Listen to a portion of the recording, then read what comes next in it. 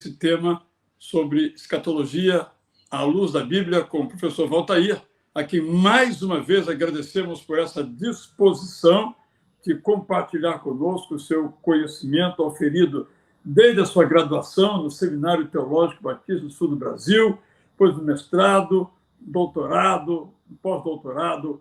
Grande prazer, mais uma vez, estarmos juntos. Valtair, Afonso, Miranda, bem-vindo. Vamos aprender escatologia agora. Muito bem, meu querido pastor, obrigado então aí mais uma vez pela oportunidade de falar aqui à nossa querida igreja, Igreja Batista Itacuruçá, sobre escatologia nessa nossa aula, onde trabalhamos, né? No momento em que trabalhamos o tema inferno, é o tema de hoje, o tema inferno, a visão bíblica do inferno.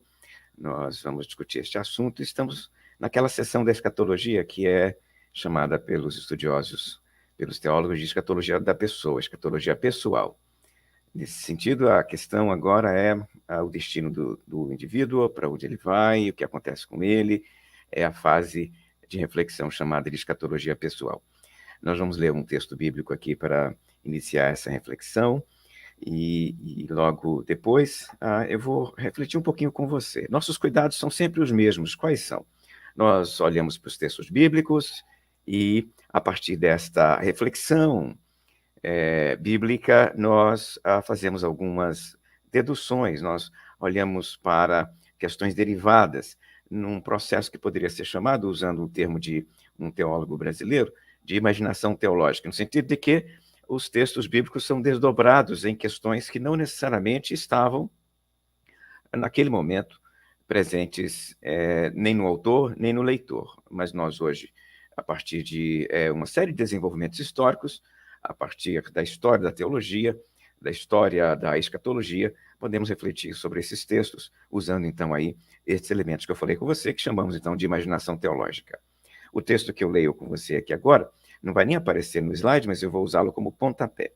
É o texto de Apocalipse, capítulo 20, no versículo 14, que diz o seguinte: a morte e o inferno foram lançados para dentro do lago de fogo. Eu vou repetir para você. A morte e o inferno foram lançados para dentro do lago de fogo. Pois bem, quando você olha para um texto como esse, Apocalipse 20, que diz que a morte e o inferno serão lançados no lago de fogo, você logo percebe que está diante de um texto que tem uma série de elementos. Alguns elementos demandam outros textos para compreensão. A ideia de morte, o que é a morte, a ideia de inferno, o que é inferno, e o lago de fogo, o que é o lago de fogo. E aí, quando você olha para um texto como esse, que misturou tudo, você está diante de realmente uma das doutrinas mais densas da Bíblia. A doutrina do inferno não é uma doutrina fácil, não é uma doutrina acessível, não é uma doutrina leve, é uma doutrina pesada, e isso logo aparece, por exemplo, 15, 20 anos depois do Apocalipse ser escrito, ou seja, 15, 20 anos depois desse texto aqui, Apocalipse, ser escrito, porque o Apocalipse de João foi escrito no final do reinado do Domiciano, que morreu aí em setembro de 96, então Apocalipse é 95, talvez 96, em 115 a 120, nesse período aqui, 115 a 120, nasceu um documento chamado Apocalipse de Pedro, que apesar do nome Apocalipse, ele deixa de falar sobre o fim do mundo e insiste na reflexão sobre o fim do indivíduo e desdobra, ele analisa, ele reflete, ele aprofunda a pergunta que as igrejas naquele momento se faziam, que é o que é o inferno, para onde o pagão vai, para onde o incrédulo vai, aquele que não é salvo, ele vai para onde? E aí surgiu esse Apocalipse, chamado Apocalipse de Pedro, que refletiu longamente sobre o inferno. Então, logo após a Bíblia, começaram a surgir estes outros livros, que chamamos hoje de apócrifos. Estes textos que não entraram na Bíblia, são textos não canônicos. E uma boa forma de entendê-los é como se eles fossem obras de teologia depois do Novo Testamento. O NT, o Novo Testamento está fechado, e aí a igreja começa a produzir esses textos. Alguns são anônimos, e aí ganham esse status de texto apócrifo. O Apocalipse de Pedro é um destes. Não foi Pedro, evidentemente, que escreveu, foi um autor anônimo, e lá ele reflete sobre o inferno. E algum tempo depois, em meados de 340, surgiu um outro Apocalipse que também tem como alvo o inferno. Esse aqui, eu traduzi esse texto, já falei para vocês sobre ele, o pastor Israel já tratou desse Apocalipse aqui, já sugeriu esse Apocalipse para você. Apocalipse de Paulo é uma tradução minha desse texto, tradução do latim, um texto do ano 340, foi escrito lá no Egito por teólogos, por monges que refletiam sobre o quê? Sobre o inferno. Eles falam um pouquinho sobre o céu, mas boa parte desse Apocalipse aqui trata do inferno. Ou seja, eles se perguntavam para onde as pessoas que não foram salvas vão após a morte. E aí o Apocalipse de Paulo refletiu bastante sobre isso. O Apocalipse de Paulo, por exemplo, ele coloca lá o inferno na forma de castigos relacionados com os pecados que as pessoas cometeram. Ele tem uma longa série de pecados relacionados com os seus castigos. Castigos vinculados a pecados que a pessoa praticou na Terra. Então, se a pessoa era, por exemplo, aqui um pagão, ela vai sofrer um certo tipo de castigo no céu. Se ela foi, por exemplo, um crente frio, vai sofrer um certo tipo de castigo. Se foi uma pessoa que não ajudou o próximo, vai sofrer um outro tipo de castigo. Então, cada pecado dá origem a um castigo. O inferno é dividido por setores esses que castigam pessoas que cometeram aquele tipo específico de pecado. Né? É parecido com a lógica do Giovanni Boccaccio, do Dante Alighieri, a Divina Comédia. É muito parecido com o texto A Divina Comédia, ou seja, discute regiões do inferno, e naquela região um certo grupo de pessoas sofre um certo tipo de castigo. O Apocalipse de Paulo e o Apocalipse de Pedro também são apocalipse que pensavam sobre este assunto e que imaginavam o inferno nestes termos. Lá no finalzinho do Apocalipse de Paulo, por exemplo, surge uma reflexão curiosa, que é o seguinte: o inferno é castigo para sempre, todo dia? Aí, lá no finalzinho, o autor dá a resposta dele. Ele entende que não. Ele diz que tem um dia da semana que os pecadores não sofrem no inferno. Então, há uma espécie de descanso infernal. Esse descanso é no domingo. No domingo, o inferno não castiga. No domingo não tem castigo no inferno. O domingo é o dia do descanso das almas que sofrem no inferno. E ele, então, cunhou essa teologia do castigo, dizendo que um dos dias, o domingo, não tem castigo. Né? Então, você percebe logo que as pessoas estavam pensando sobre o assunto e, na reflexão sobre o tema, imaginavam uma série de coisas. A nossa imaginação hoje também sobre o inferno, ela tem uma série de elementos. É muito comum que a nossa imaginação hoje sobre o inferno seja alimentada mais por romances, filmes, séries, do que sobre o texto bíblico. Se eu, por exemplo, fosse perguntar a uma pessoa de forma assim leve, no pátio de uma igreja onde Satanás está, ela diria o seguinte: Satanás está no inferno, castigando as almas. É uma resposta muito popular, você encontra ela com muita frequência. Lugar do inferno. O inferno é o lugar em que Satanás está castigando as almas condenadas. Né? E esse inferno como o lugar de governo de Satanás, ele aparece, por exemplo, num romance. Onde é que está isso? Um romance escrito por John Milton. John Milton foi um poeta inglês que escreveu em 1667 um romance, Paraíso Perdido. E é no romance de John Milton, do Milton, que nós encontramos uma frase que reflete esse governo satânico do inferno. Sabe qual é a frase?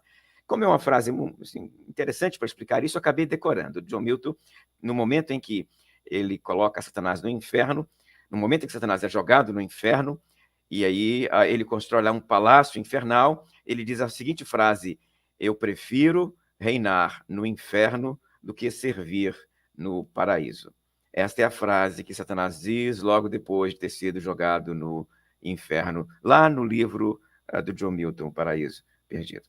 E a imaginação das pessoas sobre o inferno está relacionada com, então, um espaço de governo de Satã e dos demônios, onde eles estão castigando as pessoas que foram jogadas lá. Mas quando você olha para um texto como o Apocalipse, por exemplo, esse espaço é o espaço de sofrimento, inclusive de Satanás. É o espaço de castigo dos demônios também. O inferno não é um lugar para Satanás reinar, é um lugar para Satanás ser castigado, como qualquer outra pessoa, como qualquer outro ser que vai para o inferno. O inferno é o lugar de castigo de Satã também. é o lugar de sofrimento de Satã também. Não é o governo, não é o reino de Satã, não é o espaço em que ele está lá com o seu garfo atormentando as almas que para lá vão, porque lá ele sofre também, nesse caso, se a gente entender que ele está lá nesse momento. Mas eu olho para o texto bíblico e eu percebo que o local de destino de Satã no fim dos tempos, que é o inferno, aparece nesse texto que eu li para você. É nesse texto do Apocalipse 20 que o dragão, o Satanás, será lançado no lago de fogo, no inferno, junto com as bestas e todos os outros, inclusive o inferno. E aí logo você percebe que nós precisamos ampliar nossa reflexão sobre esse assunto para tentar entender melhor do que falamos. E é aí que eu vou olhar com você para essa série de slides, tá? Algumas perguntas que servem para aquecimento são essas aí. Por que uma pessoa vai para o inferno? Deus manda os ímpios para o inferno mesmo? O que seria o inferno? O inferno seria uma escolha do ser humano que rejeita o amor de Deus? Que pessoas vão para o inferno? E qual é a natureza do inferno? Perguntas para aquecer a nossa reflexão. Nós temos aqui alguns textos que usam imagens para esclarecer a temática. Boa parte desses textos, se não a totalidade deles, usa metáforas para descrever um fenômeno, imagens para descrever um fenômeno que não existe na realidade do cotidiano. Então, se não está na nossa realidade aqui, no mundo do cotidiano, né, nesse mundo, nesta realidade aqui, que nos cerca, ele precisa ser comunicado por meio de imagens, por meio de metáforas, por meio de símbolos, e aí nós vamos encontrar um monte delas nos textos bíblicos, e esta aqui é uma delas. Irão estes para o castigo eterno, porém os justos para a vida eterna, e aqui o texto fala de fogo como um local de castigo destas pessoas que foram rejeitadas, que rejeitaram o evangelho, consequentemente não foram aceitas do lado de Cristo. Cristo as rejeita, elas vão ser lançadas, então, neste local para castigo eterno no lago de fogo. Há uma outra passagem que eu preciso ler com você aqui, e esse texto é o Apocalipse 14. E esse texto, no Apocalipse 14, também tem uma outra imagem para descrever o mesmo fenômeno, que é o seguinte: também esse beberá do vinho da cólera de Deus, preparado sem mistura do cálice da sua ira, e será atormentado com fogo e enxofre diante dos santos anjos e na presença do Cordeiro. A fumaça do seu tormento sobe pelos séculos dos séculos, e não tem descanso algum, nem de dia, nem de noite, os adoradores da besta e da sua imagem, e quem quer que receba a marca do seu nome. O Apocalipse divide as pessoas em dois grupos, aqueles que seguem o Cordeiro, aqueles que seguem a besta, e quem segue a besta será lançado nesse lugar aí de tormento, aqui chamado de Lago da Ira, para sofrimento, e sofrimento eterno. Há uma outra imagem que aparece aqui em Mateus capítulo 8, esta imagem em Mateus 8 trabalha o inferno na forma de trevas. Diz assim o texto: ao passo que os filhos do reino serão lançados para fora nas trevas, e ali haverá choro e ranger de dentes. Nós temos mais um texto, desta vez a 2 Tessalonicenses capítulo 1, versículo 9, que diz: e estes sofrerão penalidade de eterna destruição, banidos da face do Senhor e da glória do seu nome. Aqui o Paulo nos dá algumas características do inferno, por meio da imagem de eterna destruição, penalidade eterna, ausência de Deus, banidos da face do Senhor e da sua presença para a eternidade. Né? A principal característica do inferno nesse texto paulino, então, é essa, uma imagem que é muito comum nas nossas falas sobre o inferno, vocês vão perceber isso. Então, essencialmente, à luz de esses textos que eu li, e à luz destas passagens que iniciamos aqui a trabalhar, o inferno é o quê? É a separação de Deus, sem oportunidade de arrependimento, pela eternidade. Sendo assim, nós precisamos usar da mesma imagem que usamos quando fomos discutir o conceito de morte para entender o conceito de inferno. Você deve se lembrar que quando fomos trabalhar inferno, nós usamos aqui, quando fomos traduzir morte, nós usamos aqui as três mortes que aparecem no texto bíblico, os tipos de morte que aparecem no texto bíblico, chamamos uma de morte espiritual, morte física e morte eterna. Lemos, por exemplo, naquela oportunidade com você, o texto de Gênesis 1, 2, 3, quando Deus orienta a Adão sobre o que ele pode e o que ele não pode fazer, e na fala de Deus aparece a seguinte expressão: no dia em que dela comerdes, morrerá. Naquela oportunidade, Deus estava dizendo que ele não poderia comer daquele fruto, porque no dia que ele comer, ele iria morrer. Ele come, ele morre, mas a morte não é a física, porque ele continua vivo. Ele continua vivo a ponto de ser expulso do Jardim do Éden, a ponto de ter os filhos dele, Caim, Abel, e o outro filho da promessa lá, o Sem. Então você tem aqui filhos que nascem após a morte. E a morte aqui de Adão é a morte espiritual, não é a morte física. Adão morreu fisicamente, sim. Mas naquele dia em que ele comeu, que tipo de morte aconteceu com ele? Veja, a promessa do Senhor é: no dia em que você comer deste fruto, você morrerá. E Adão comeu, né? Como a palavra de Deus é verdadeira sempre, ele morreu. Mas ele continuou vivo fisicamente. Que morte é essa? Morte espiritual. E a morte espiritual é separação de Deus. Eu vou ler um outro texto aqui com você. Desta vez eu leio com você Efésios capítulo 2, que vai dizer a mesma coisa, mas eu acho que nesse sentido ele pode ser muito útil para a gente explicar um pouco melhor esse conceito, que é o conceito da morte espiritual e a relação disso com a morte física e a morte eterna. Efésios 2:1 é um texto muito bem conhecido, que diz o seguinte: e ele nos deu vida quando nós estávamos mortos nos nossos delitos e pecados. Veja que nesse texto aqui, a passagem diz que nós éramos mortos, nós estávamos mortos. Em algum momento deixamos de estar mortos. Quando que isso aconteceu? Quando nós ganhamos a vida espiritual. Até aquele momento nós estávamos mortos espiritualmente. Então veja que há um conceito que eu preciso que você entenda para que o conceito de inferno faça sentido para você, que é a relação entre morte física, morte espiritual e morte eterna. Se está ficando claro para você, se fica cada vez mais claro para você que todos os seres humanos, eles, antes de serem salvos por Cristo, eles estavam mortos espiritualmente, e após a salvação de Cristo, eles estão vivos espiritualmente. Se isso faz sentido para você, vai ficar mais claro explicar, então, o que é a morte eterna, no caso aqui, o inferno. Tá? Então, morte espiritual. Adão, após comer do fruto proibido. Qualquer um de nós, antes de sermos salvos por Cristo. Morte espiritual, então, é este estado de separação de Deus, de ruptura com Deus, de rebelião contra Deus. O mesmo texto de Efésios, capítulo 2, vai dizer que nós, mortos dos delitos e pecados, ou seja, andávamos para lá e para cá, a gente trabalhava, a gente comia, a gente bebia, a gente ia à festa, a gente estudava, mas éramos mortos. Éramos mortos, é o termo que o Paulo usa aqui para descrever esta situação. E nós mortos, éramos joguetes, éramos fantoches na mão dos principados e potestades, como está aqui no versículo 2, até o versículo 3, quando o texto diz assim: e nós andávamos outrora desta forma, segundo as inclinações da carne, fazendo a vontade da carne e dos pensamentos, e éramos por natureza filhos da ira. Expressão que quer dizer condenados. Condenados.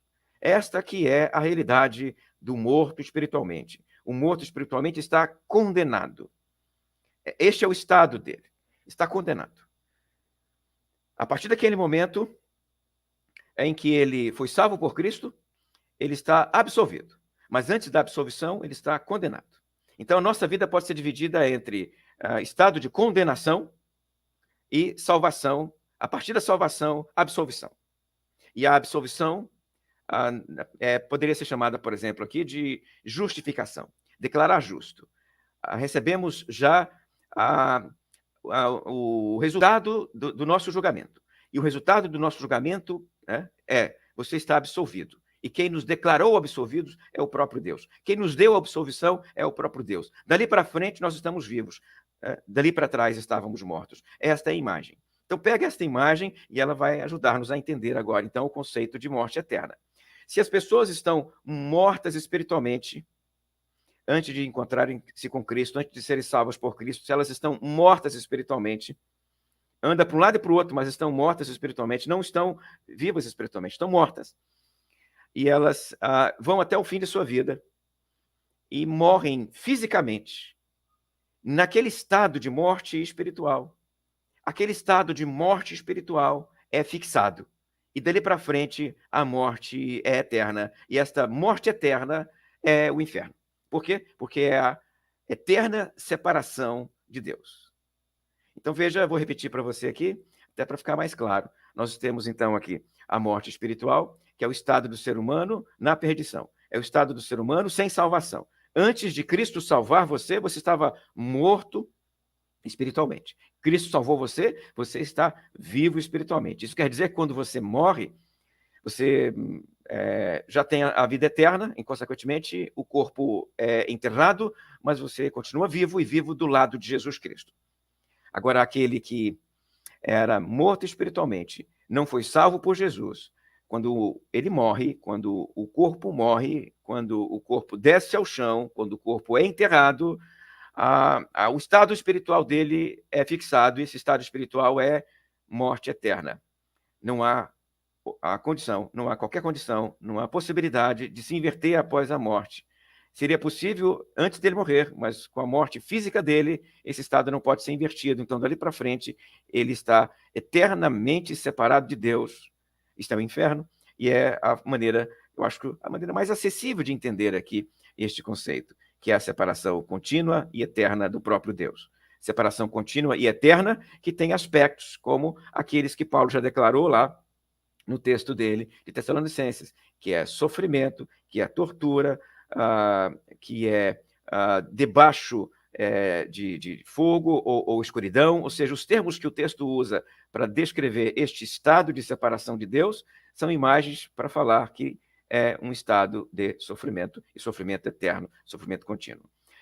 O texto bíblico parece falar de graus diferentes de castigo, da mesma forma como ele fala sobre graus diferentes de galardão, né? Lucas 12, 47 e 48, por exemplo, aquele servo, porém, que conheceu a vontade do seu senhor e não se aprontou nem fez segundo a sua vontade, será punido com muitos açoites. Então, há no Novo Testamento algumas imagens curiosas que parecem relacionar a condenação à vida que a pessoa levou aqui. E aí, nesse sentido, graus diferentes de castigo. Se eu puder usar aqui a imagem de um sujeito que andou aqui pela vida fora, fazendo um mal tremendo e um mal de grande amplitude, e ele matou uma quantidade gigantesca de pessoas por meio de suas ordens. Milhões e milhões, milhares e milhares de pessoas foram mortas, como um Hitler, por exemplo. Se nós podemos usar este exemplo, se nós podemos usar esta imagem para dizer que ele vai para o inferno para sofrer castigos, certo? Vamos usar e vamos comparar com quem? Com uma outra pessoa que viveu sua vida aqui, tentou fazer as coisas do seu jeito, foi um vizinho bom, mas bondade e boas obras não levam ninguém para o céu, você sabe disso, é isso que nós pregamos, e apesar de ter vivido uma vida de muita bondade na terra, ele não reconheceu a Cristo como Senhor e Salvador, ele morreu sem salvação, e vai para onde? Não vai para o purgatório, não, ele vai para o inferno. Então, quando você pega essas duas figuras, o seu bom vizinho perdido e o Hitler no inferno, aí nós podemos usar essas duas imagens e imaginar o que o texto fala, o que o texto diz a respeito de graus diferentes de castigo, graus diferentes de danação. Não é necessariamente a lógica a Divina Comédia, ou então a lógica do Apocalipse de Paulo, mas a imagem que nos aparece aqui é de muitos açoites ou poucos açoites, ou seja, sofrimento. De qualquer maneira, não deixa de ser sofrimento, mas há um elemento aqui que é graus diferentes de castigo. Mateus 11, 20 a 24, fala que haverá menos rigor no dia de juízo para algumas cidades do que para outras. Então, o juiz de Deus será justo, com castigo dependendo da quantidade de luz rejeitada pela pessoa, a pessoa está condenada, a pessoa está perdida. Nesse caso, não há salvação porque ela, de repente, foi uma pessoa boa, porque a bondade não vai levar ninguém para o céu, o que leva é Jesus Cristo. Então, ela pode ser boa, mas se não aceitou a Cristo, ainda assim está perdida, e nesse sentido, o texto vem e diz, há uma relação de rigor, dependendo da maneira como ela reagiu à luz que ela recebeu, e luz aqui é informações sobre o Evangelho, informações a respeito de Jesus Cristo. Nós temos algumas seitas aqui no Brasil, alguns grupos aqui no Brasil, que afirmam algo que não está nos textos bíblicos, que é a imagem de aniquilação. E esta revelação, ou melhor, esta perspectiva, esta abordagem, doutrina de aniquilação, que aparece em algumas seitas aqui no Brasil e pelo mundo afora, não é uma novidade. Você encontra isso já no mundo antigo. Por exemplo, o zoroastrismo, ele defendia que no final dos tempos haveria a aniquilação dos ímpios. Então, os zoroastrianos já eram aniquilacionistas. E o aniquilacionismo quer dizer que as pessoas vão sofrer até certo ponto, e depois que sofrerem, depois de um certo tipo de sofrimento, elas serão aniquiladas, elas não existem mais, elas desaparecem, então o sofrimento não é eterno. Mas quando olhamos para os textos bíblicos, todos os textos que lemos, eles descrevem um sofrimento eterno. E aí, à luz do que eu acabei de falar para vocês, eu preciso voltar para o texto do Lago de Fogo. Porque o texto do Lago de Fogo, que é aquele texto que nós lemos para começar, né, o texto de Apocalipse capítulo 20, fala que o próprio inferno será lançado no Lago de Fogo. No Novo Testamento, nós temos algumas palavras usadas para falar desse espaço de danação. Nós temos, por exemplo, a palavra Geena, nós temos a palavra Hades, e a palavra mais comum para a perspectiva infernal, ou seja, para descrever o inferno, é Hades. Geena é um local que era conhecido no antigo Israel por ser um ponto de queima de lixo, e aí ele era muito sujo, muito fedido, fétido, impuro, e esse lugar que subia fumaça o tempo todo, fruto do fogo daquelas coisas velhas ali, deu origem a esta imagem, a imagem da Geena. A Geena é um grande lixão fumegante.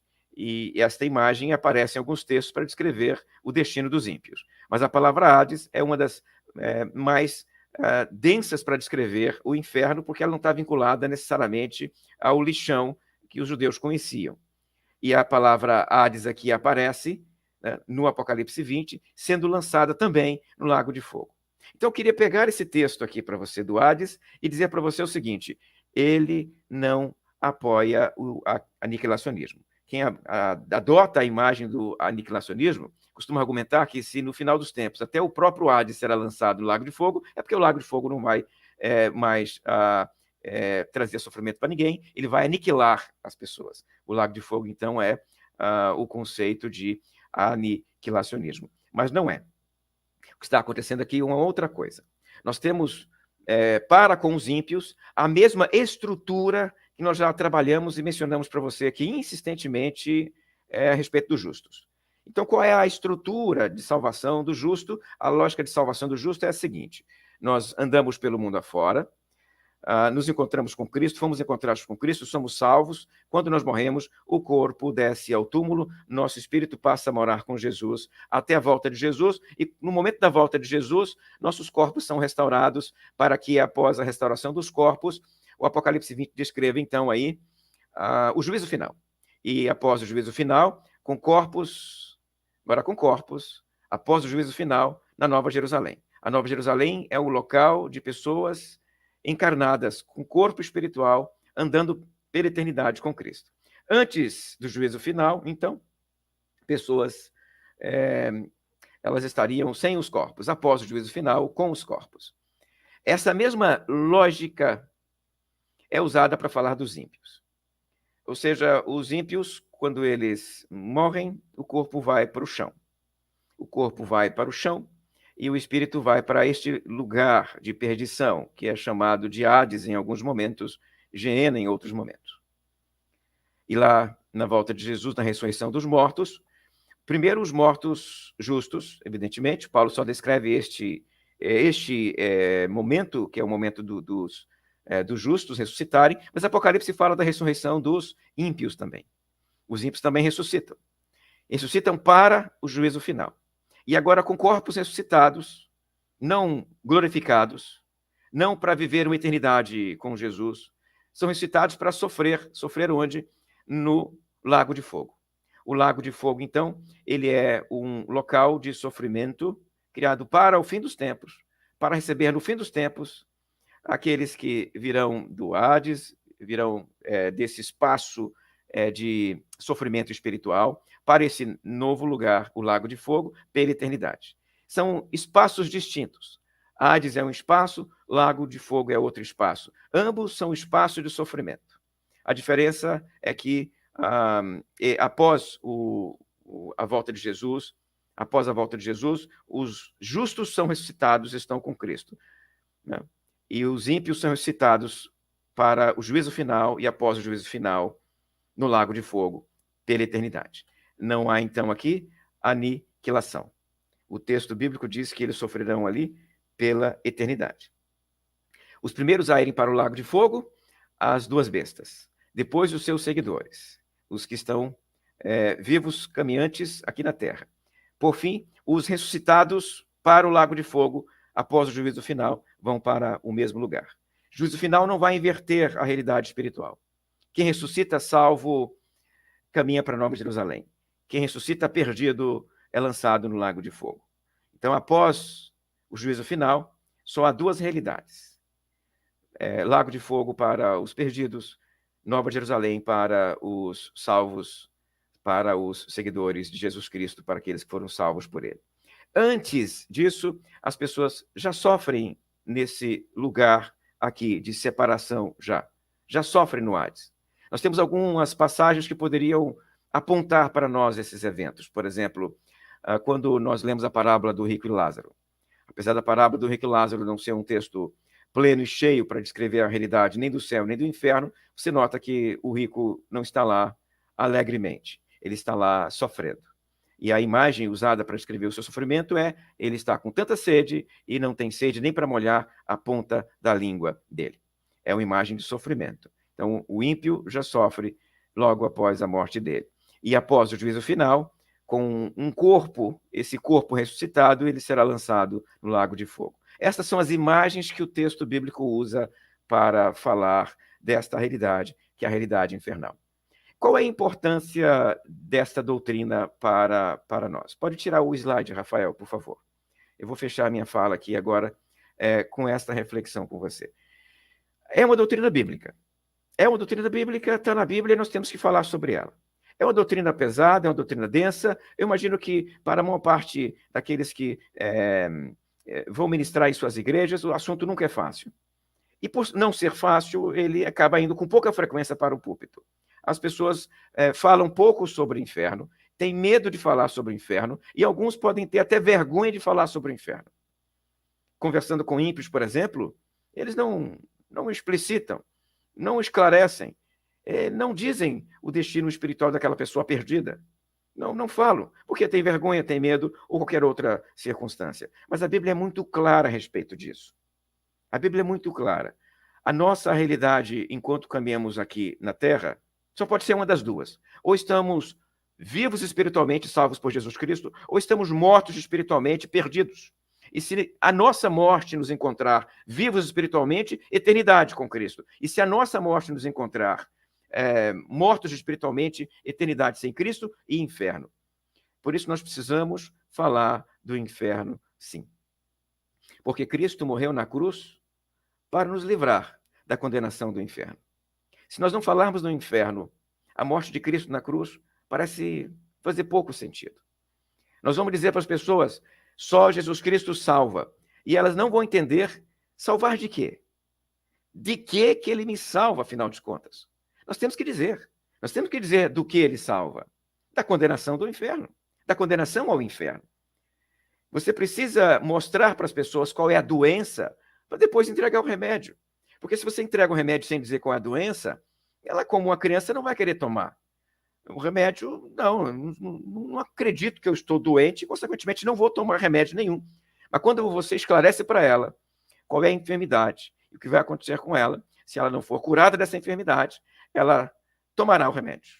E tomará o remédio porque sabe das consequências eternas de não tomar. Então, nós precisamos dizer para as pessoas qual é o problema da humanidade, qual é a doença da humanidade, que é o pecado, a separação espiritual de Deus.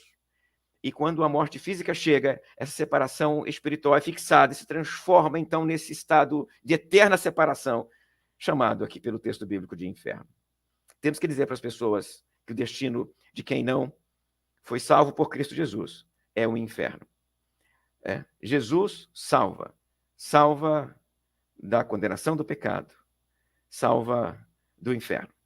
Por quê? Porque se a pessoa morre condenada, se ela morre morta espiritualmente, usando de novo o termo que o Paulo usou aqui em Efésios, se ela está morta nos seus delitos e pecados, e ela morre assim fisicamente, ela estará morta assim pela eternidade.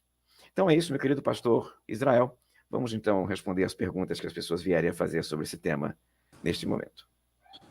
A primeira pergunta, pela ordem aqui, fenomenológica, é da Gláucia Magalhães, que pergunta: depois do juízo final, colocando aí a pergunta para todo mundo ler, continuaremos vivendo com Cristo nessa terra transformada depois do milênio? Voltamos aí ao tema do milênio, Valtair Afonso Miranda.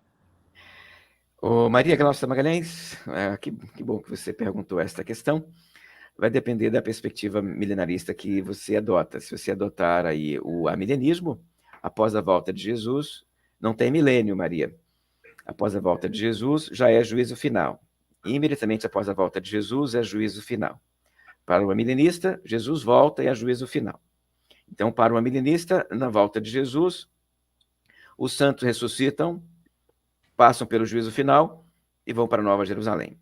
Os ímpios ressuscitam, passam pelo juízo final e vão para o lago de fogo. Essa é a estrutura. Na perspectiva pré-milenista, tem o milênio. Então, Jesus volta, ressuscita os justos, e apenas os justos. Os ímpios, não. Então, os justos com Cristo ressuscitados passam pela experiência do milênio. Após o milênio, aí sim vem o juízo final. E para o juízo final, tem a ressurreição dos perdidos.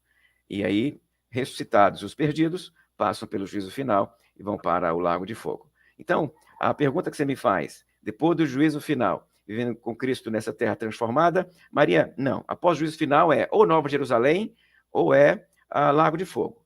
O milênio é antes do juízo final, tá, Maria Gláucia, perdão. O milênio, ele é anterior ao juízo final. Se você observar no Apocalipse, eu faço aqui, eu vou folhear o texto com você aqui, rapidinho, tá? Nós estamos aqui em Apocalipse capítulo 20, ó. Capítulo 20 é o texto do milênio. O texto do milênio, versículos 1 a 6, 7 a 10, já tem aqui Satanás no lago de fogo, em enxofre, onde já se encontra a besta como também o falso profeta, para serem atormentados de noite pelos séculos dos séculos, pela eternidade. E aí vem Maria Gláucia, versículo 11, o juízo final. Então, o juízo final é posterior ao milênio, não antes do milênio, tá? Então, respondendo a sua pergunta com mais objetividade, após o juízo final, o que vem é, para o santo, Nova Jerusalém, para o ímpio, o lago de fogo. A terra transformada, na perspectiva pré-milenista, ela é anterior ao juízo final. Valtair, agora sobre o inferno. Então, vamos lá. Leda Meinhard, a vida é muito curta para tanto fogo eterno. Deus, na sua imensa bondade e sabedoria, não teria outra forma de nos fazer entender todo esse entendimento metafórico. Leda Meinhard, o fogo eterno é eterno mesmo, e ele é terrível, e não dá para poder ser de outra forma, não dá para você esfriar o fogo do inferno no discurso, não dá para amenizar o fogo do inferno na fala, não dá para dizer que é mais ou menos. Veja, os filmes já fazem isso, nós não precisamos fazer. Quando você vê no cinema o inferno, ou na série de televisão o inferno, ele já é algo assim bem confortável, né? É um desconfortozinho, Leda Meinhard, certo? É um desconforto. Mas os textos bíblicos que descrevem o inferno são de outra natureza. Eles descrevem sofrimento eterno. E eles vão usar imagens que transmitem a ideia de sofrimento eterno. Concordo com você que são imagens, são metáforas. Fogo eterno é uma imagem. Por quê? Porque também é escuridão eterna. você junta a escuridão eterna com fogo eterno. Então, é uma imagem. E o que essas imagens estão dizendo para nós, Leda? Que é um local de sofrimento. Então, se você pegar cada uma das imagens, cada uma delas, e verificar, né, usando aqui a lógica fenomenológica que o querido pastor Israel acabou de mencionar, né, fazendo uma redução fenomenológica. O que é exatamente isso? Né? O que é o fogo do inferno? O que é a escuridão do inferno? O que é o sofrimento? É distância de Deus, e distância de Deus pela eternidade, e distância de Deus sob tormento, distância de Deus sobre sofrimento. E é por isso, Leda, que a mensagem do Evangelho se torna tão relevante. Da mesma forma como é fogo eterno, né, é algo enorme e grandioso do lado do inferno, nós podemos agora olhar para o outro lado da balança e ver o seguinte: o que tem do outro lado? A salvação, que também é eterna, Leda. O fogo eterno deve, então, demonstrar para nós a grandiosidade da nossa mensagem, que é: Deus nos livra do fogo eterno, Leda. Deus nos liberta do fogo eterno, porque é o que o Paulo escreveu aqui na carta aos Efésios, que eu li para você. Descrever o fogo, e em seguida dizer que Deus nos livra do fogo, é uma mensagem maravilhosa, tá?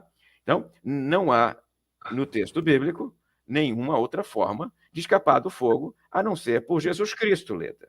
Jesus Cristo é o único caminho e a única salvação do fogo do inferno. Valtair, há de fato, de nossa parte, sempre, cujo foco é o amor, a misericórdia, a compaixão, enfim, a graça de Deus, uma dificuldade de compreender como Deus pode, digamos assim, conter a ira, que é uma palavra que nós não aceitamos para Deus, de jeito nenhum, temos dificuldade, e a compaixão, com duas realidades presentes em Deus. Penso que nos ajuda a entender que o inferno, como você mencionou aí, é a ausência de Deus. Vamos imaginar a nossa vida aqui na Terra. A nossa vida aqui na Terra é um inferno. É muito crime, é muita corrupção, é muito pecado na nossa própria vida pessoal. Se não fosse a perspectiva do amor de Deus, nós sofreríamos de um modo incontido. Mas nós não sofremos de modo incontido porque Deus está presente, apesar do nosso sofrimento. A graça dele é real. Então, nós sofremos, mas sofremos menos porque temos esperança. Ou seja, um dia o pecado não será mais dominante, vai acabar. Então, olhamos para Deus e damos um sorriso. Isso vai acabar, não é, Senhor? Então, se torna mais fácil suportar assaltos, pessoas que nascem já com enfermidades, o sofrimento em todas as suas dimensões, tanto aquelas mais ontológicas quanto aquelas mais sociológicas. Então, por isso, aqui não é o inferno. Aqui é injusto. Aqui há pessoas que se dão bem, roubando, tripudiando, massacrando, oprimindo. O mundo não é justo. O mundo não é justo. Nesse sentido, o céu é real e o inferno é uma necessidade. Valtair, eu me recordo, seminarista ainda no meu, acho que segundo ano, a gente, quando tem essa juventude aí, tem dificuldade de aceitar a ideia do inferno. E aí eu não ia ao cinema nessa época, nunca fui, só fui ao cinema aos 20 e tantos anos, por razões familiares, e um colega foi, me lembro o nome dele até hoje, e ele disse, foi ver o filme O Poderoso Chefão. Ele disse: Israel, depois de ver esse filme, agora eu acredito no inferno. Tem que ter o inferno, porque as maldades ali cometidas pela máfia precisavam ser julgadas e condenadas. Foi mais ou menos a conclusão que ele tirou. Eu nunca vi esse filme, nem pretendo vê-lo, mas ele fez essa abordagem. Então, eu só vou concluir aqui o meu raciocínio, acho que nos ajuda a entender, é que qualquer lugar que estejamos, em que nós não sintamos a presença de Deus é inferno. E na Guiena, no Hades, no Lago de Fogo, Deus estará ausente. Não há perspectiva dele estar presente. Então é um sofrimento eterno e vamos descrever isso de diferentes maneiras. É uma maneira também de compreendermos esse ponto aí sobre esse tema, como você mencionou bem, desagradável. A Mônica Benarroz diz o seguinte: olha, a aula de hoje foi super pesada. Acho que o maior problema é falar de sofrimento com tamanha punição. Realmente é muito difícil pensar num sofrimento eterno. Ela continua. Eternidade é difícil pensar sendo algo bom. Sendo ruim, fica mais difícil ainda. Muito abstrato. Só pelo Espírito Santo nos convencendo perfeitamente. Vamos ver aqui também. Agora temos uma pergunta dela. O Samuel Machado estará sentindo falta desse espaço tão precioso. Bem, eu quero dizer, então, aqui, Samuel, qual vai ser a nossa próxima atividade. Vamos ter alguns encontros, coordenados por mim e pelo pastor Alcemir, sobre a missão da igreja. Penso que é importante tratarmos desse assunto. E depois eu vou começar uma série que vai durar até o final do ano, de teologia sistemática conversacional. Eu vou tratar dos vários assuntos da teologia sistemática, numa perspectiva aqui dialógica entre nós aqui. É a minha pretensão, ore por esse assunto, muito difícil, tratar de Deus, Trindade, Cristologia, encarnação. Eu já tenho feito isso ao longo desse nosso curso das 5h30, já há vários anos, agora às 5 horas. Eu quero fazer isso com mais calma, como fizemos aqui, 14 estudos, 15. Lá vai durar uns, talvez, 30 estudos, que Deus me dê para tanto fôlego quanto com as suas orações. Mas, por isso eu coloquei o comentário do Samuel Machado ainda, e vamos ter ainda aqui sobre escatologia o posicionamento do pastor Alexandre Lopes. Não vou dizer que é semana que vem, porque eu não combinei com ele rigorosamente ainda a data, mas vou anunciar. E ele tem uma perspectiva que é diferente do professor Valtair. Mas, por respeito aos nossos participantes, ele é uma pessoa que tem estudado esse assunto, nós vamos dar voz aqui a ele com muita alegria. Não é nenhum dever, não é prazer, é alegria mesmo. Alexandre, não sei se você está conosco hoje aqui participando. Bem, a Mônica então pergunta: Valtair, esse sofrimento será manifestado numa humanidade que está em que situação? Presa, amarrada, vivendo uma vida de angústia? Eu realmente não compreendi a minha pergunta, não. Não sei se ela se refere que humanidade é essa, porque podemos falar em humanidade no inferno, acho que é outra realidade. Mônica, reformula aí a sua pergunta, se houver tempo a gente pode tratar dela. A Rosana Heusler, atualmente morando em Brasília, membro de nossa igreja, diz que as pessoas muitas vezes não se preocupam de falar da salvação porque só consideram a parte boa do evangelho. Esquecem que, se as pessoas não aceitarem a Jesus, vão experimentar este fim. É importante a gente entender isso, porque a palavra castigo nos soa pouco desagradável, bastante desagradável. Mas eu penso, Valtair, não sei se você concorda comigo, se a salvação fosse universal, todos fossem para o céu, até os que não quiseram ir para o céu será céu ou o céu será inferno? Imagine um casamento em que uma pessoa casa obrigada, forçada por qualquer circunstância. Aquilo é casamento, aquilo é felicidade. Então, o céu, pessoas não querem ir para o céu. Já ouvi várias pessoas dizendo isso. Eu não quero ir para o céu. E aí Deus, não, eu sou tão amoroso que eu vou mandar você para o céu. Aquilo seria céu? É claro que é uma conjectura, não é algo que nós podemos afirmar categoricamente, mas você acha que o céu seria céu se eu não quisesse ir para lá? Ou pelo menos para mim seria céu? É verdade, Israel. Essa reflexão aparece na televisão recentemente, num seriado que abordou este assunto, inclusive, né? O nome do seriado é O Bom Lugar. É um seriado que está na Netflix, né? Fazendo uma pequena propaganda. É um seriado secular, não é religioso. Em algum momento ele ironiza alguns dos nossos temas, então nós temos que ter paciência em alguns instantes para acompanhar. Alguns episódios trazem algumas reflexões assim, interessantes, E lá no finalzinho, né, eu já vou dar um spoiler, porque senão não faz sentido eu falar dele aqui. Lá no finalzinho, tem um momento em que os personagens estão finalmente no céu. Depois de uma longa dificuldade, uma caminhada terrível, finalmente eles chegam no céu. E realmente é um lugar muito tranquilo. Tá? Eles têm lá toda a tranquilidade que eles esperavam encontrar lá no céu. Né? Aí ficam lá um tempo. Só que eles se cansam do céu. Se cansam. E um a um, eles vão demonstrando que estão vivendo uma monotonia terrível. Eles estão cansados já.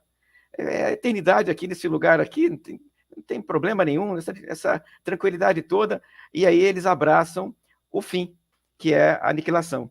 Os personagens vão optando pela aniquilação, e eles preferem a aniquilação ao céu. Parece que o seriado termina assim, Israel. Já dei um spoiler para todo mundo aí que está me ouvindo. O seriado termina desse jeito. A aniquilação se torna uma opção melhor do que o céu, porque viver eternamente nesse lugar aqui agradável se torna cansativo em algum instante, e aí eles abraçam o aniquilacionismo e aí desaparecem, e desaparecem porque estão cansados do céu. Nunca leram o livro do Apocalipse que fala das delícias do céu. É o Good Place? Esse mesmo, Israel. Esse mesmo. Aí a Mônica Benarroz está atentíssima. Bem, isso, Mônica ela, Benarroz. Então, a pergunta dela ela agora nos ajuda a entender melhor. Quem estará no inferno? Os humanos? Se não, quem estará lá? Sim, Mônica, os humanos. Sim, Mônica. Os que rejeitaram continuarão sendo pós-humanos, né? Porque depois da história nesse sentido, mas serão os corpos, as vidas ressuscitadas, correto? Está correto, meu pastor. Está correto mesmo. O texto termina dizendo que no fim dos tempos, o diabo e seus anjos, ou seja, Satanás e seus demônios, serão lançados no lago de fogo também. Então, nesse sentido, a companhia, Mônica, deles, né? Mas lá no Lago de Fogo, Mônica, como espaço de sofrimento dele, inclusive. Não é um local para ele reinar, como lá no livro, na poesia do John Milton, Paraíso Perdido, não. Tá? Essa imagem de ele governando lá no inferno, lá o reino dele, é uma imagem que não procede da Bíblia. Inferno é lugar de sofrimento, sofrimento para ele, inclusive. Volta aí. Estou mandando aqui a mensagem para o Alexandre, por isso eu me perdi um pouquinho aqui. Mas olha a questão interessante da Nilcilene Figueira. Difícil imaginar um inferno pior do que passar por guerras, terremotos, tsunamis, doenças que têm trazido tanta dor à humanidade. Antes de voltar e comentar, eu concordo plenamente. Isso aqui é o inferno. Basta você ler esses jornais da televisão de 5 da tarde, né? Isso aqui é urgente, é o inferno. Todavia, não é toda a Terra. Você tem desgraças ecológicas, como tsunamis e terremotos, mas você tem várias partes da Terra sem isso. O inferno é só isso. E o pior, sem nenhuma esperança de ser diferente, não há uma história que muda. Eu acho que se há monotonia, né, Valtair, é no inferno, não no céu. É verdade.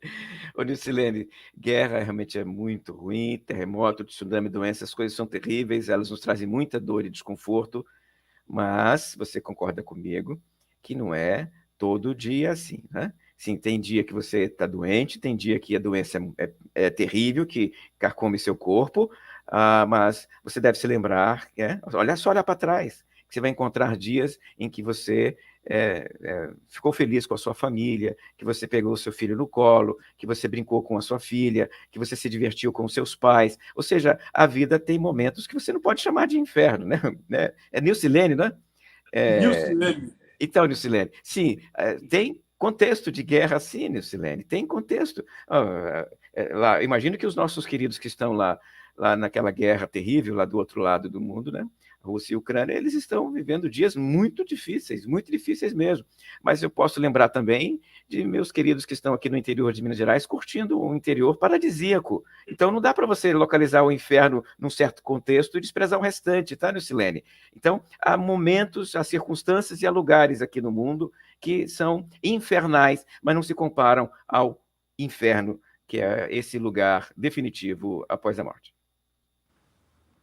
Bem, a teologia bíblica sempre nos fala, juntando aqui um pouquinho o que falou a Rosana Royce, com a Maria Gláucia, Jesus morreu para salvar as pessoas, né?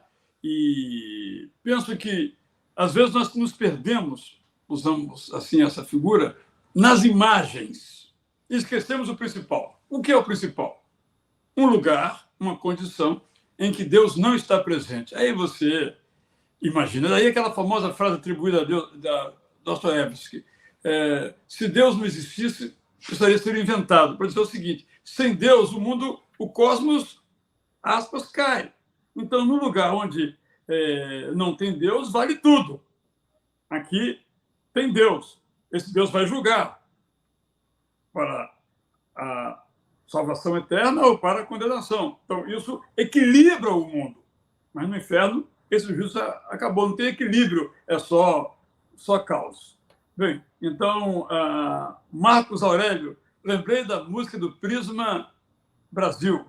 O céu é Jesus, onde ele estiver, o céu será ali. É uma música do Jades, me parece que esse é o autor, é realmente incrível. Mas Marcos Aurélio, peguei sobre disse ter essa música e me criticaram. Não, o céu não é aqui. Claro, há pessoas que não têm a capacidade da imaginação.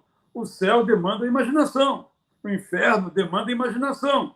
Essa imaginação traduz uma realidade. Quando a gente diz que o céu é aqui, obviamente, é uma imaginação. Isto é, vivemos de tal modo como se o céu já fosse aqui. Na poesia, o céu é aqui. O céu é Jesus, onde ele está. E no inferno, Jesus não estará. Bem, a Margarete, me lembro do magma, do interior da Terra, dos vulcões. Minha imaginação é assim, o inferno. Também são imagens. Agora, repito, o Valtair começou dizendo, olha, o John Milton, no Paraíso Perdido, ou Dante Alighieri, mencionaram várias imagens. E essas imagens é que nos povoaram. Por exemplo, quando pensamos em anjo, pensamos em anjo branco e de asa. Mas essa é uma imagem das muitas possíveis representações do anjo, porque às vezes o anjo não vinha voando. Tanto é que Abraão teve encontros com o anjo, ele não sabia que era um anjo, era uma pessoa totalmente comum, também é anjo. Né? Aquele que é o emissário de Deus é anjo, você também pode ser anjo.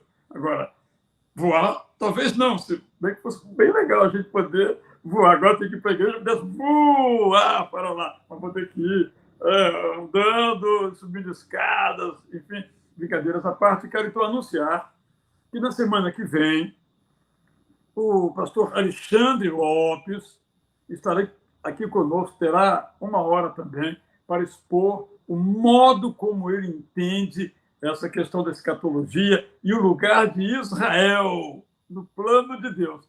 Vamos ouvir com muita alegria e os irmãos e irmãs poderão debater com o nosso querido Alexandre da Silva Lopes, pessoa a quem estimamos muito amplamente, bem como toda a sua família, sua mãe Senira, que já faleceu, seu pai Wilton Lopes está vivo, sua irmã Érica, aí não vou mencionar toda a sua família, seus filhos, seus netos, porque não terminaríamos aqui em tempo hábil. Assim, então, irmãos, nós terminamos essa série. Você, entrando no YouTube, no canal da igreja, encontra lá uma playlist, e nessa playlist, se o Rafael conseguir colocar a imagem da playlist para a gente, seria muito interessante, para que todo mundo entenda como fazer. Aí você clica na playlist e vai ouvir uma a uma às 14. Já mandei aqui um link para o pastor Valtair, para ele dar uma conferida, ver se não falta nenhuma, está tudo certinho, você vai ouvir isso calmamente. Valtair, eu recebi uma mensagem do querido Luiz Cláudio Simões, ele diz o seguinte: o nosso almoço, a gente assiste a série do pastor Valtair, coloca lá, vai almoçando e vai aprendendo escatologia. Nós sempre dissemos isso aqui, gente, teologia não se faz com mensagenzinhas de WhatsApp com 200 caracteres. Ou com o YouTube, 5 coisas sobre o céu. Gente, isso é superficialidade. Isso aí é só para você se divertir. É até legal, mas para se divertir. Você quer entender realmente a palavra de Deus, o modo como Deus age, a teologia da história, a economia da salvação, céu, inferno, futuro e presente, é preciso que você estude. E você está tendo aqui, eu assim considero, já que não sou eu o palestrante, posso dizer isso, o privilégio de estudar teologia. Tenho certeza que em muitos seminários esse conteúdo não é ministrado. Mas aqui foi. Eu novamente agradeço ao professor Valtair. E depois de algumas semanas tratando primeiramente com o Alexandre Lopes sobre a visão dele da escatologia, depois comigo com o professor Alcenir e alguns convidados, o tema próprio da missão da igreja, eu vou tratar aqui então da teologia sistemática conversacional, e eu vou anunciar, os irmãos saberão, e até a Glaucia colocou aqui um comentário dizendo que será top, bacana, está moderninha, top, hein? Iremos orar por esses estudos de teologia sistemática. Muito obrigado. Ainda não tenho a data em que vai começar. Então, para terminar, vamos colocar aí a palavra. Tem uma gratidão aqui da Maria Glaucia, acho que vale a pena registrar todo esse conhecimento, muito claro, aprendi mais um pouco sobre esse tema. E vamos sempre aprendendo. Está aí, gente. Você entra no IBI Itacuruçá, IBI Itacuruçá, né? IB Itacuruçá. Você já é assinante, é gratuito. Aí você olha, tem ali, olha, tá vendo? Estou mostrando aí. Você vai ali onde tem escatologia, a figura do playlist, a figura do pastor Valtair. Você clica ali, aparecem as 15, mais uma hoje, não é? Olha, está tudo mostrado direitinho. Olha que maravilha. Tá vendo? Então você vai, aí você vê com calma, você volta, vê de novo, escuta outra vez, vê as perguntas. Acho que vai ser muito bom se você tem, assim, esse grande interesse. Bem, vamos ver a mensagem da Leda. Eu acho que estamos aqui para cumprir a determinação do nosso Senhor Jesus Cristo, para amar e ajudar o próximo a pregar o Evangelho. Vamos deixar os males do inferno por conta de Deus. Tá perfeito, vamos em frente aí. Pode me lembrar a pergunta que fizeram ao grande teólogo, um dos maiores, quem sabe, de toda a história, Karl Barth, ele fazendo uma palestra da Universidade Americana, ele que era alemão, e aí quando desceu, né, um aluno, né, perguntou, professor Barth, doutor Barth, fale sobre o diabo. Ele disse, para quê? Eu não esgotei do amor de Jesus Cristo, não tenho tempo para falar do diabo. Uma brincadeira que ele quis dizer, e podemos aplicar isso ao inferno, mas nós temos que falar a teologia completa, a que agrada e a que não agrada. Devemos ter muita clareza sobre isso, ao que é certo e ao que é errado. Nem sempre o que é certo é agradável, e quase sempre o que é errado é mais agradável. Mas, enfim, o evangelho tem que ser integral, isto é, completo. Então, a Maria Glaucia está comentando aí, muito organizada essa playlist do YouTube, realmente está tudo perfeito aí, você vai aprendendo, tendo perguntas, estamos aqui para responder. Graça e paz para você, graça e paz para você, Valtair, graça e paz para todos, até nosso próximo encontro, domingo que vem, se Deus nos permitir, sempre às 17 horas, sendo que no próximo domingo com o professor, pastor Alexandre Lopes.